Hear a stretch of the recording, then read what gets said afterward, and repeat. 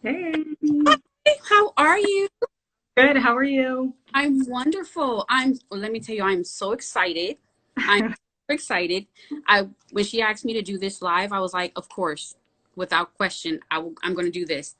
Yeah, and it came at the perfect timing because so I'll introduce myself a little bit, once everybody gets. Right. But radio show it airs on Mondays on iHeartRadio, and the topic was about generational wealth. So when she sent me the topic, I'm like, look at God. That's how it works. Hey, Miss Alyssa.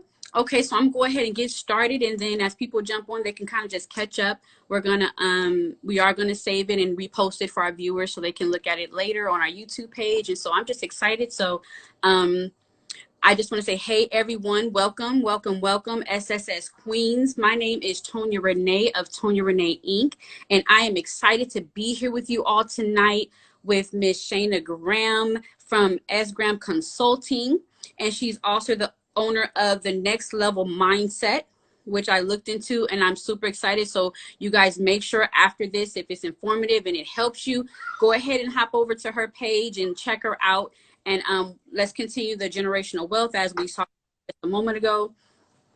And so we're just going to really dive into financial literacy and what that means and what that looks like and how we as a people can elevate ourselves and our financial standing so that we can be impactful in our own communities. Okay. And so with that, I'm going to go ahead and turn it over to you and let you introduce yourself and tell our group a little bit about who you are. Hi, so my name is Shanna Graham. I am a financial consultant with S. Graham Consulting. Just to give you a little information on my background, I actually started as a banker when I was 18 years old. So S. Graham Consulting is honestly my way of kind of giving back to my community and taking all that information that I've learned over the past 13 years and allowing it to be accessible. When we go into a bank, things like that, I do know just from working there and the Right. experience, sometimes you can be profiled. Sometimes, they're not going to talk to you the same way that they would talk to someone else because they may assume that you don't have the same type of assets. But Right. if you have financial knowledge, if you have the background, the background information, you'll be perfectly fine to guide your way through and let them know what you need. And then let them, kind of build on that. So when I also built S. Graham Consulting, I wrote a book, and that's my ebook that's on my website at sgrahamconsulting.com. Next Level Mindset was my way of putting 5, almost 6 years of being an entrepreneur. Okay. So after, I did take the leap of faith and left the bank Mm-hmm. of opening up my own boutique. And the name of that was 111 Boutique. And I built that from the ground up, from literally making jewelry at my grandmother's table to then getting a brick and mortar and then being offered a spot in one of the local malls, which actually is one of the largest malls in America. So that was Crossgates Mall. Okay. So that was my way of, after going through my journey and getting over the hump of like, what was I attached to? A lot of us are attached to our generational chains. We don't know. Sometimes those are curses, sometimes they're gifts. But we have to work through those things and understand why we think the way we do about money, why we think the way that we do about success, Mhm. and what we're going to do with that. So I'm excited. Every time I talk about this topic, I could talk about it all day long. So I'm here with you and we could Right. get going. If anybody wants to ask me anything later, we can also, provide them that information. Wonderful. Well, I'm excited. So we're just going to go ahead and jump right in there. I see the passion on the topic. So I'm excited to hear what you have to say and even take away some things myself. And so without further ado, let's get into our questions for tonight. So the first question we're going to start with is, let's talk about someone who is looking to increase their financial standings in their savings. Where do they need to start? So you're definitely going to want to start at the one word that nobody likes to hear, and that is budget. Okay. We have to start with a budget. We have to know what the picture is. And I think that because a lot of us don't start with a budget and we just start off with what we want, we Mhm. don't understand the path that we need to take financially to get there. So if you have a budget, that also allows me to see where your financial gap is. What that means is, do we need to create additional income, or how can we increase the income of your current job? So I'm not the one to say to people like, oh, just quit. I planned mine too. So I'm not that. But I would say, work your way up in your first in that industry. Make income that way, get on the right track, and then maybe establish a side hustle, because you don't want to put too much into one thing. Mm-hmm. And then with savings, just to throw this in there really quick, what should be your target in regards when it comes to savings? Like, because I hear a lot about emergency funds and things like that. So what does that look like? Okay, so I always like to specify this per person. I know that people will say, I'm not going to say that it's not good to have at least 3 months of income, but let's be honest, everybody's income isn't going to support that yet. So we will get there. So my recommendation is always to start with $1,000. Okay, $1,000 is going to be your cushion to start off with. It's also realistic, because if we sit here and we look at our income for 3 months and your income is, let's say, 3,500, 4,000 a month, are you really going to get to 12,000 like immediately? No, you're not. So, if we start with 1,000, guess what? We can also incorporate investments in that. So now, and we'll get into this a little bit later, but this is a way that we can build onto the cash that we've already made, because we want our money to work for us. We've already worked for it once it went to the direct deposit. So now what can our money do for us? Awesome. Okay, so the next question we have is we hear a lot about credit. We hear a lot about you have to have good credit. So explain to the people who may not really be familiar with credit and how that works, what credit is and why it's important to maintain good credit. Right. Okay. So credit is a model of your responsibility, financial responsibility. It's pretty much like a report card. That's what we always used to call it. It's your financial report card. And what that is telling a lender if you are financially responsible, if you have been financially responsible, if you can afford, sorry, my camera moved, if you can afford what you're asking for. But one thing that I want to just put this out there right now is there is a complete difference between what they approve you for at the bank and what you can really afford. And this is something that I can't stress enough. Even if you are approved, for example, for a mortgage of $250,000, your budget, they don't know how much Chick-fil-A you eat. They don't know, that you have the ultimate package of Spectrum. They're not looking, they're only looking at what reports on your credit report. So you have to know, again, this goes back to your budget. You have to know you're financially comfortable with spending and what's not going to make you house poor, because we don't want that either. Okay, and so for our viewers, where can you obtain a copy of your credit report? And can you kind of go into a little bit, what's the difference between your credit report and then your credit score? And how can you obtain them both?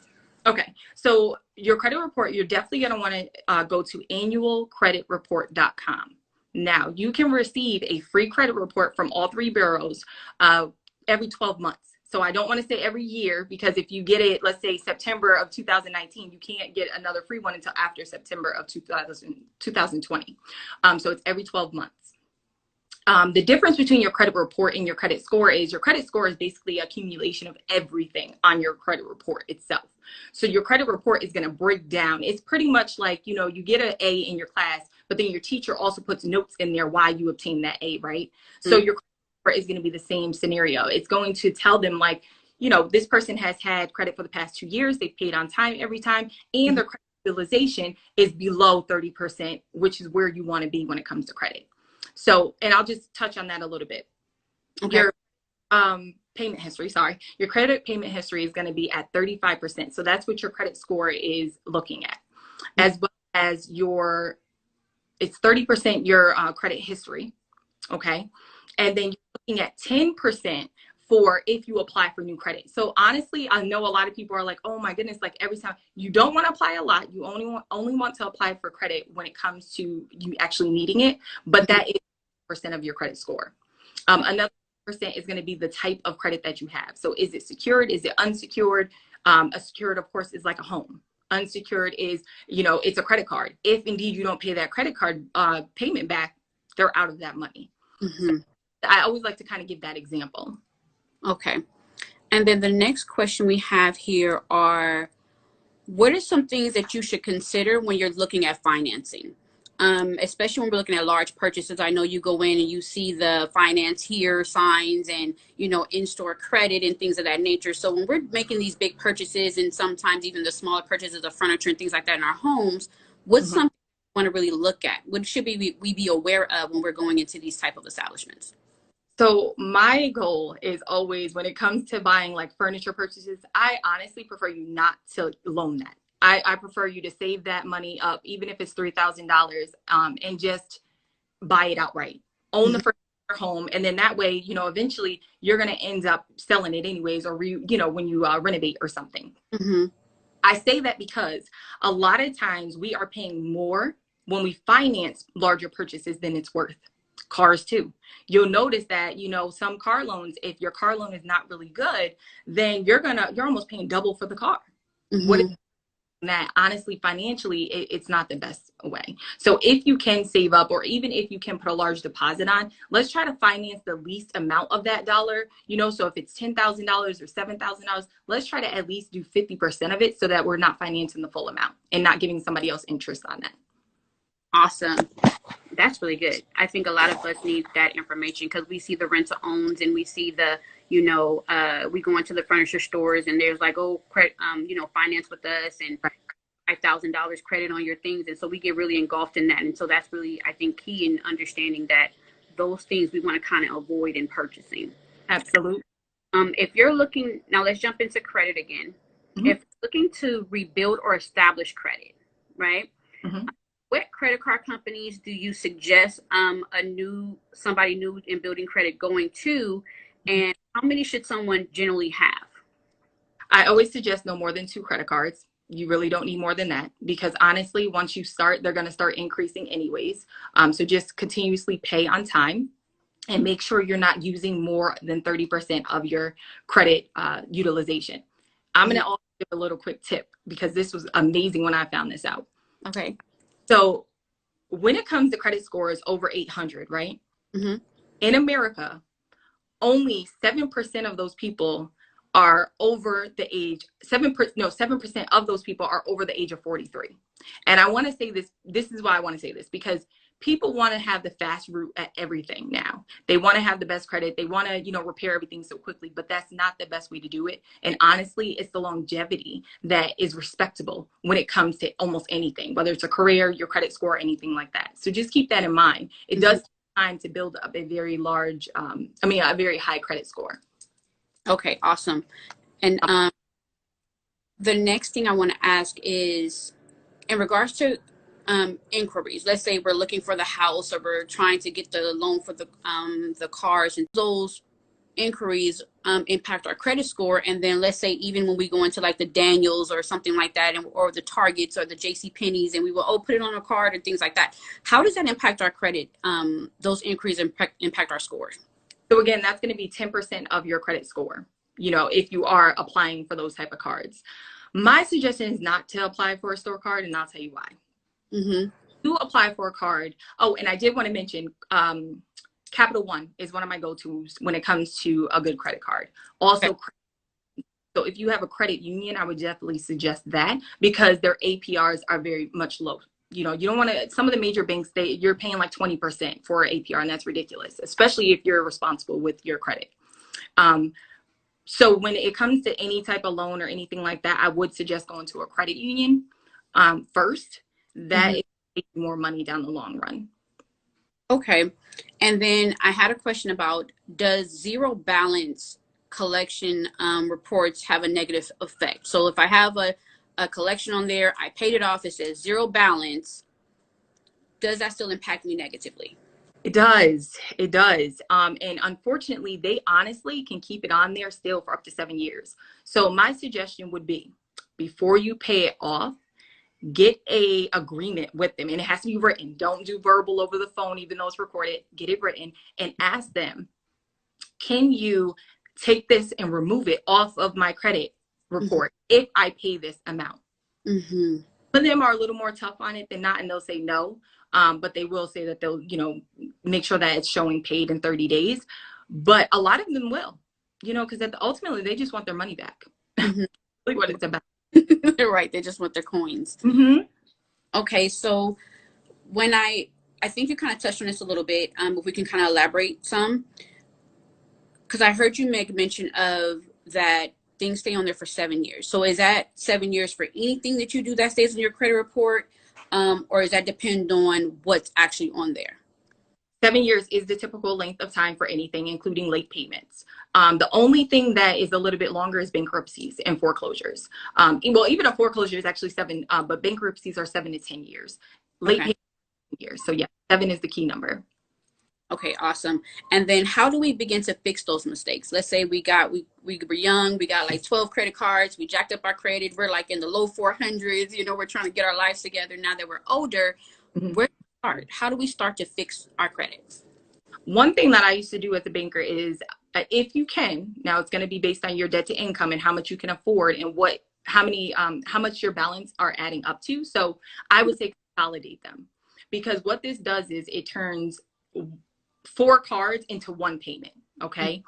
Typically, it's also going to give you a lower APR than the credit cards do anyway. So the bank is also going to be a lower interest rate. Pay them off. Do not, please do not call and cancel them. Just leave them alone or cut them up, because they need to see the longer history on there. So if you did that and applied for it when you were 18 and now let's say you're 23, that's Mm-hmm. history. Now, once you, of course, if you were behind on them or had late payments, that stuff is going to take a little bit to fall off. But every year it's going to matter a little less anyways. Okay, Okay. so they consolidate the amounts if you can, Mm-hmm. pay, cut them up.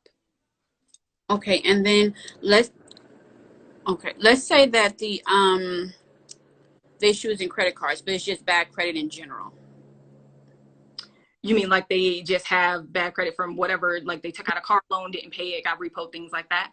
You're going to need to rebuild slowly. And what you're going to do is typically get a secured personal loan or a secured credit card. Okay. Both are good options, because with the credit card, you're going to have to know yourself, because, and I say that because I don't want you to get right back into the same routine of Mm-hmm. not paying on time or going over the 30% utilization.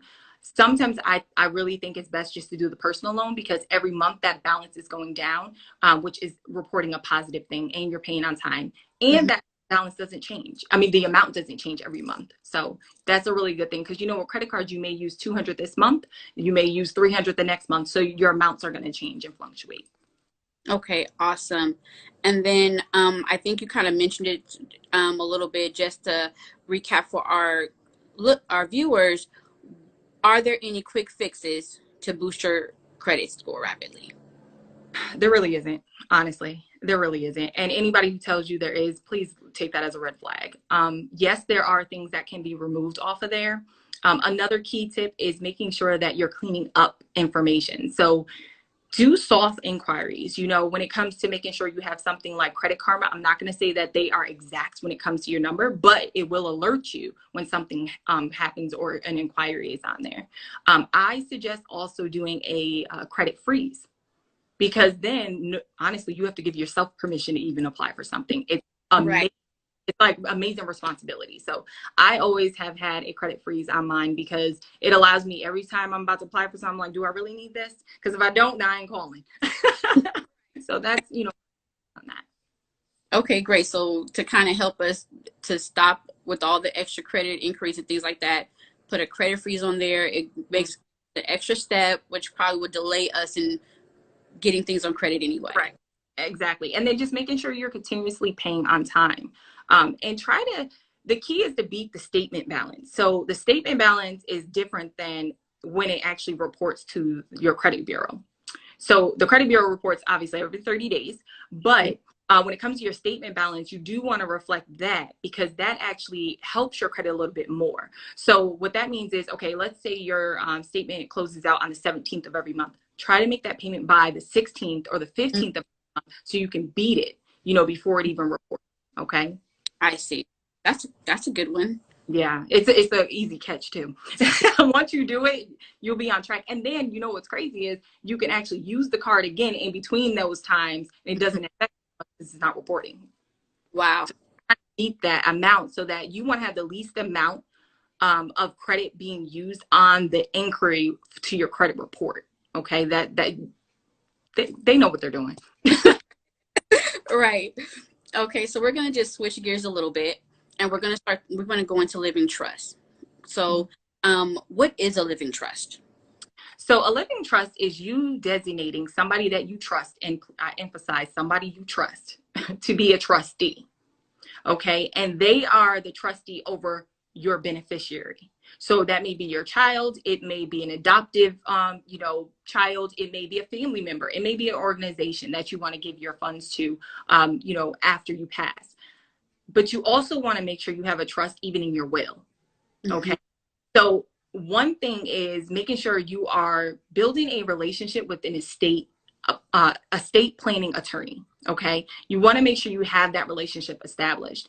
And this is something that needs to happen like as soon as you have even one asset. I Okay. think a lot of times we wait until we feel like we're worthy enough to go sit down and talk to somebody. But what that does is, number one, every day is not promised to us. We all know that. So anything can happen. And I use that example because, when I purchased my first investment home when I was 19 years old.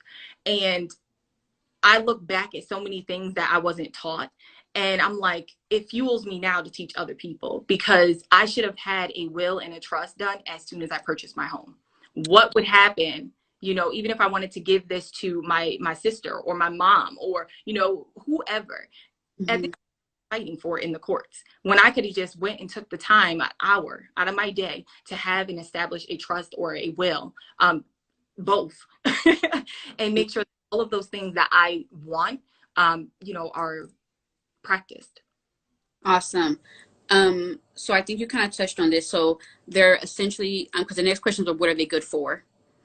So, so I think you kind of touched on that already. And then we'll follow it up with what should be in it, and is this the only way to secure your assets in your passing? It is the best way is to have a trust because it's very detailed. It's not, I mean, there are other ways. So there's like asset protection trust as well. But when it comes down to it, a trust and a will is going to be overall what you need. It's a requirement. It should be a no brainer. Like there's no exceptions to it. So you definitely want to have both. And you want to make sure that you're changing it. Okay. Because what happened 5 years ago may be different now. Situations may have changed. Let's be honest. There may be, you have two kids, one is not very responsible. Maybe with them in your trust or in your will, what you're going to say is, yes, they're going to equally get the same amount, but I know my one child is responsible. The other one, a little iffy. So what we're going to do is we're going to give them 15,000 every year, or every whatever. And you set those things up because it's important. Why did you work all of these years and make all these sacrifices for your wealth to just be depleted? I Mm-hmm. mean, also what it's going to do is if you're sitting down and getting a trust is it's also going to protect them from, let's say, a spouse that they divorced from, so that it doesn't have to be required to give them 50% if it's written. Also creditors, you just got all this inheritance, you just worked all these years for this time, and now a creditor in one day can come swipe it up because it's an asset. So that's why we have to take the time, especially our community, the Black African American community. We have to take the time to do this for our families because this is the only way that we're going to be able to make sure what we did while we were here is going to go to our children, their children, and thereafter, and that they know what to do as well. Right. So just to kind of recap what you said a little bit. So if we're writing in our trust and in our wills exactly where things are going, where they should be allocated and things like that, it protects you against maybe the ex-husband, and it protects also against any debt collectors and things like that that would try to come out assets. It kind of protects your children's inheritance so that they can't be attacked later on. Correct. And it also, they don't like it. I'll tell you right now, creditors, they don't like when it takes a lot of red tape to get to you. So what they're going to do is most likely they're going to try to settle with you. So it Mm. honestly does protect you. When you have clear assets and an easy one-way street to them, they're going to take it. And it's easy for them to take it through the courts. So Awesome. definitely. Oh, Awesome. Now, we're talking about, trust and things of that nature. Now, let's talk about establishing wealth, because we know working our 9 to 5 job is not going to establish the wealth that we need in order to leave the legacy and things like that for our children. And so, stocks is something that, I think that, we should kind of get into as a community because we know that there's a lot of resources and things like that um, in that particular area. So what would you advise someone who's just coming into stocks? What would they do? start exactly where you are. I don't care if it's $50 for one stock. You have to start with where you are, but you also need to make sure that you are investing in it's not, let me just say this because it's so easy. And I think that a lot of times we feel like with stocks, it's only for wealthy people, and it's not. That's actually how people become wealthy. So it's not always that they started off that way, but start where you are, start with what you can afford. I suggest out of every payroll, you take something aside just for investments, whether that's $25, $50, and then increase it as your income changes. And make sure that you are looking into companies that you believe in.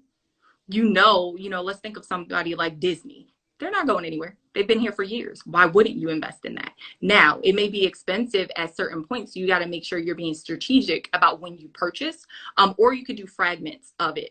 So you don't always have to, you can do like ETFs. And that's when you own a piece of like 500 companies into one. So it's like thinking of the mall, right? So if one store in the mall or two stores in the mall are doing bad, guess what? I own a portion of all the stores in the mall. So I'm still going to make a profit. But we have to start.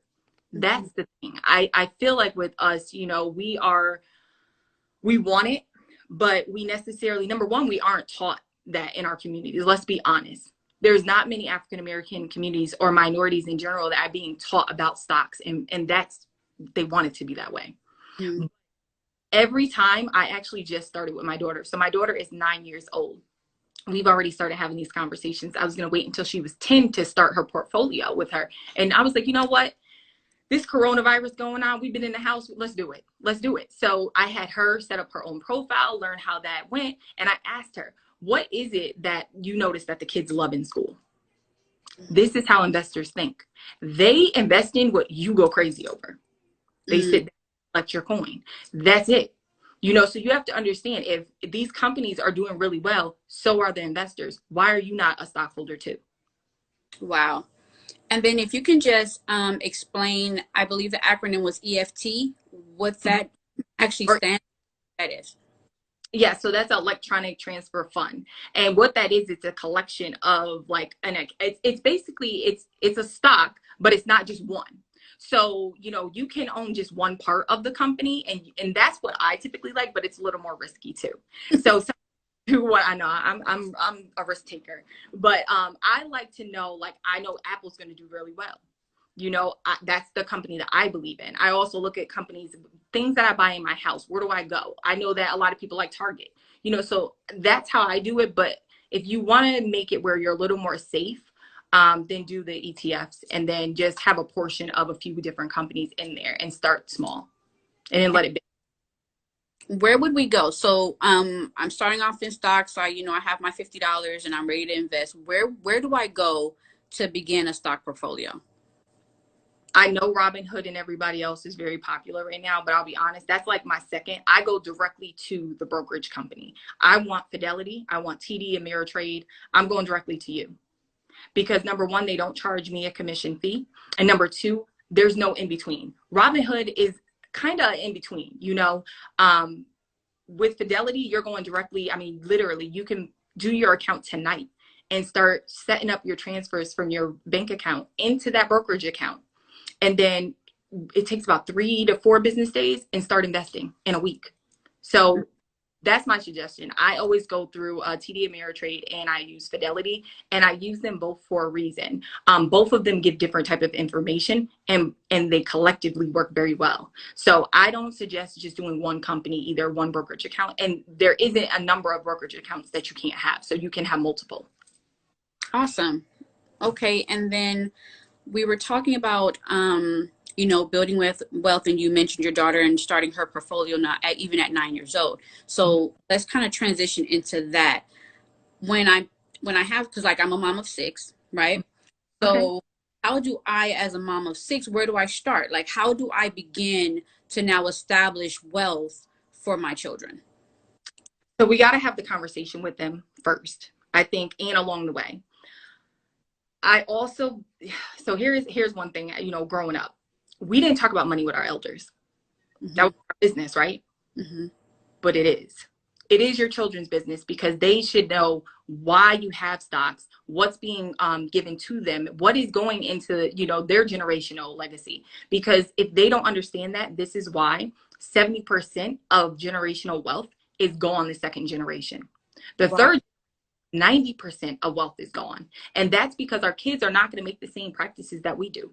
You know, they're not going to have, and then a lot of times, you know, they didn't put in that extra sweat equity, which is fine, because I do believe that we should be allowing our children to start off on a better financial foot than we are.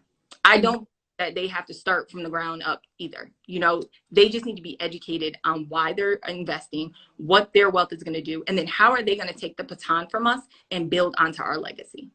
So let them be a part of it, and then start small with them too. So if you have 6 children, of course you have to spread that out. You know, it can add up. So start with $20 for each one of them. Build from there. Make sure you're allowing the interest to go back. So you want the interest to go back into the stock. Do not collect the interest in your bank account, and just let it compound, because the more you have in there and the bigger it builds, it's best. But another thing is with stocks, this is no minimum of 5 years. This is not a short-term goal. And I think that that's why a lot of people get a little scared from it, or they don't want to invest because they feel like, oh, but it's meant for long-term. It's meant for your retirement. Let's be honest, we're not getting rich off of our earned income. So what we do is we want to take a portion of that earned income, put it into the stocks, and let the companies work for us. Awesome. That's great. Okay, so we're talking about, you know, building our communities and investments and portfolios and things like that. Now let's kind of talk about how can we invest in our community to where it's impactful, because we've hearing a lot about buy black, buy black, buy black, buy black. We hear that a lot. How can we do it in an impactful way where we can now start to really support our communities and help our communities grow in investments and things of that nature?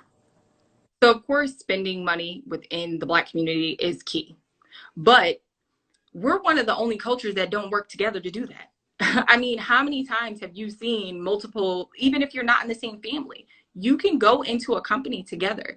If you work very well in the structure of a business and I work very well in the forefront of it, so I am the one that, you know, will do all the social media, will bring in additional customers and things like that. Well, there's somebody, we're all working off of each other.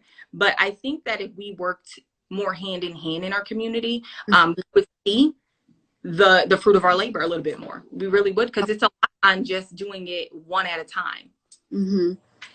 So it's kind of like collaborating, getting together with people who are either like-minded, like businesses, or even someone you can kind of barter and trade with, and just really work on networking and building within our community, and really finding, I think it comes a lot with finding the value in ourselves and the products that we provide, you know, that I think would be impactful in, you know, us making sure that we're circulating our dollars within our own communities.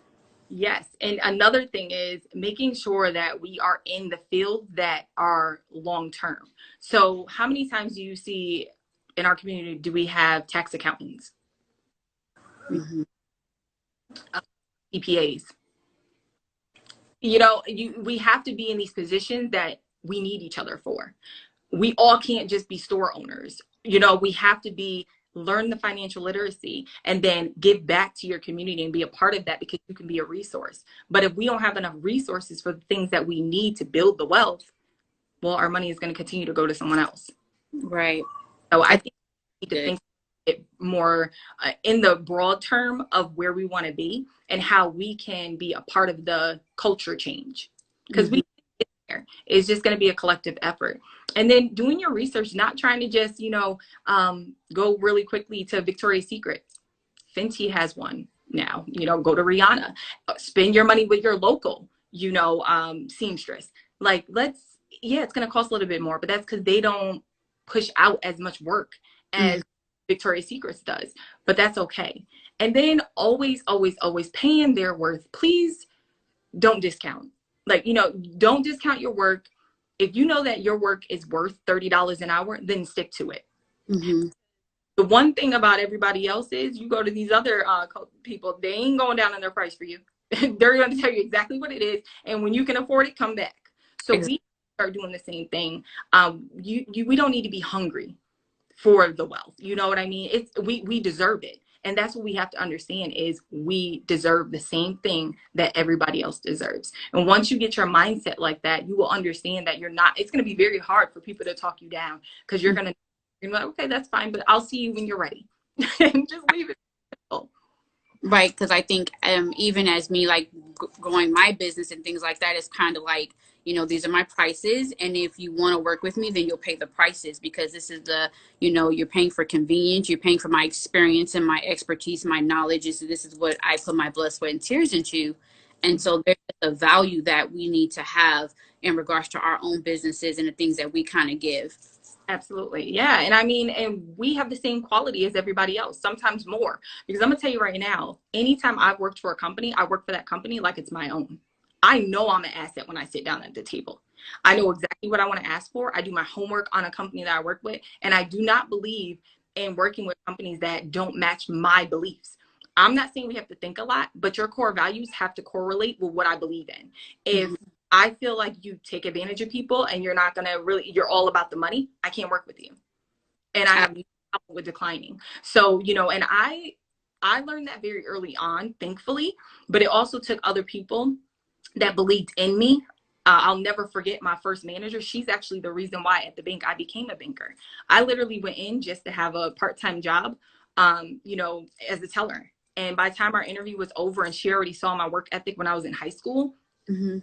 like, there's no way I'm letting you walk out of here as a teller. You're going to be a banker. You're going to sit right there and you're going to be perfectly fine. We're going to walk you through everything. And thank God for that opportunity because that's what took me here. So you have to know your worth and understand, like, even if you don't know it all, nobody does. Absolutely. And I think that's kind of key in regards to even building yourself up in your industry, is knowing that there's always room to learn something new. You can always learn something from somebody you're sitting at the table with. Absolutely. I always say, I think I posted this a couple weeks ago, like, even the expert needs to still have education. Hmm. You know it, it's going to change. Still continue to educate yourself, read, pour into yourself every day, every week. Do something that is going to implement your self development as well as your business development. And then also for just a hobby, something to have fun. But we have to continuously feed into ourselves because knowledge is power, but implementation of the knowledge is the only thing that's going to get you there. Absolutely. So you poured out so much, a wealth of knowledge. I'm so glad you're recording this, because like there's so much information. I know even with myself, I'm going to go back and listen to it again to make sure I got all the nuggets and things like that from tonight.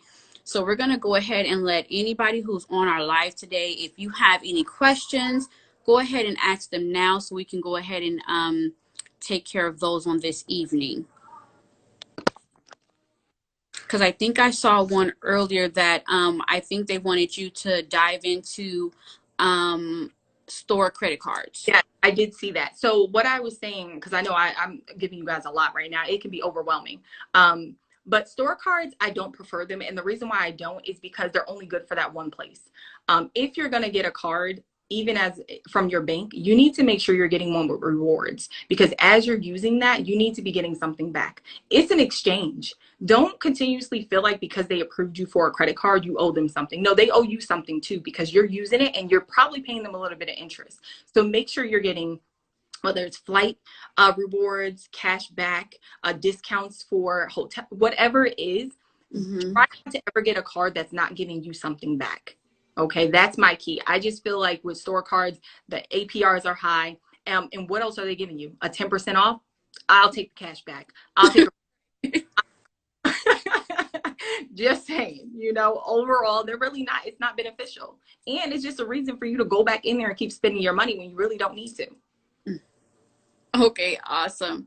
And so, what are some things you just want to leave us with tonight? Anything you want to add on to that you just want to deposit into us to just before we get off of here tonight?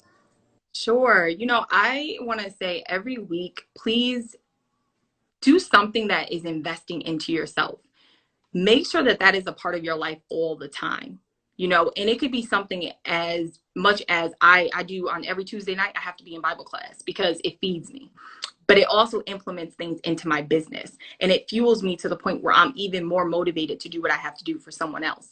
You know, continue to educate yourself. Please do not ever hesitate to pay for investing into yourself. I think that because we don't like to pay for things, what is the difference between you going to college and paying for one course, that's going to cost you $500, and paying $30 to get an ebook that's going to teach you everything that you need to know for you to move up to the next level. So I really just think that it's important to continuously feed into yourself. It's never a waste of money to invest in yourself. Keep that in mind, and start now. Let's not wait anymore to start our wills, to create a trust, to start investing in stocks. Read articles from the companies, continue just to digest into yourself, and don't focus on other people's plan, because I feel like, especially with social media, we see everybody else doing all these different things. We have no idea what's really going on in the background. And the last thing you want to do is be financially, stable, I guess you can say, but at the same time, you're poor because you're giving out just as much as you're bringing in. We want to keep profits in our house the same way we want to keep profits in our business. Okay. Never in the red either way. So I think that's important. Awesome. I think we had a late question. This will be the last one for tonight. It says, what happens after we pay up our credit cards and cut them up? Does it remain open? And if so, for how long do they stay open? They stay open. I've never heard of a credit card company closing your account, unless the company closed out or something like that, but they'll just remain open. And then you're not using any utilization. So it's positive on your credit report. It's not going to hurt anything. Just make sure you have a key card though, that is beneficial to why you're using it, because you don't want to just have a card just to have one. But closing it is going to definitely affect your credit, because again, you're looking at 30% of your credit report is based on how long you had that card. So awesome. Okay, and just for our viewers, one more time, where can they find you if they want to connect with you to get financial literacy, financial help beyond what we did on here tonight? Where can they find you? They can go to s.graham consulting on IG, as well as my website. You can go to sgrahamconsulting.com. And that way you can also set up a consultation. I prefer you to do that opposed to you just taking general information, because I'm going to be totally honest, everybody's budgets don't look the same and everybody's goals are not the same either. So I can give you general information all along, but until we're talking about your blueprint, that's when we are really getting to the work. Awesome. Well, I want to thank you so much. You just enlightened me. I'm going to again go back in here, listen to this again so I can jot down some notes and things like that. But really look into getting my children's stock portfolio and things of that like that together. Like, mind's blown. Mind is completely blown. I'm so grateful. I'm grateful that you decided to work with us, and we're just excited. So thank you so much again for coming on tonight. And if there's nothing else, thank you. I appreciate having me as well. The audience has been amazing. Please do not hesitate to DM me if you have any other questions. And hopefully we'll be able to do this again, because there's so much information when it comes to this and we all need it. Absolutely. And we'll make it more, maybe we'll gear it towards a specific topic, maybe in regards to dealing specifically with stocks or investments or things like that. Maybe, just so we can get a little bit more knowledge, because of course you can never learn too much when it comes to financial literacy. Absolutely. Thank you. Thank you so much, and have a wonderful evening. Thank you.